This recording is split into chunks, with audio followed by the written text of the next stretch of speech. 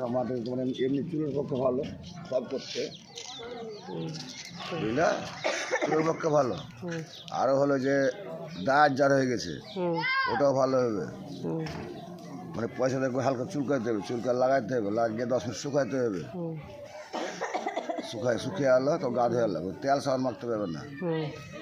আরও যার মুখে ফুসে ফুসে পুরা দাগ ভরেছে, বেশিরভাগ ছেলে মেয়েরা জোয়ানা উঠে কিনা পুরা মুখ ভরে যায় না, ওটাও ভালো হয়ে যাবে। লাগিয়ে রাখতে হবে 10 মিনিট, দিয়ে শুকিয়ে আলো তো গা ধুয়ে আলো। আর চুলের কি লাভ হবে? মাথা ঘুষা মাটি তো মাথার লাভ কহ, তো মাথা লাভ যে কহিনি তোমাকে, ধরে কহ, ধরে আরবার ধরে করবো। হ্যাঁ, ঘুষবে, মাথা ঠান্ডা থাকবে, প্লাস পর মাথায় খুকসি হবে না, খুকসি ভাগবে। আর চুল উঠবে, চুল ওঠা বন্ধ হবে।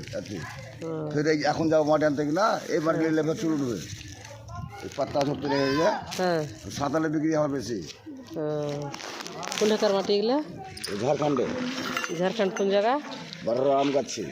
বারোরাম গাছি, বারোয়া স্টেশন। বারহারোয়া স্টেশন। ওখান থেকে আজ 20 টাকা ভাড়া দেবে বারোর মধ্যে।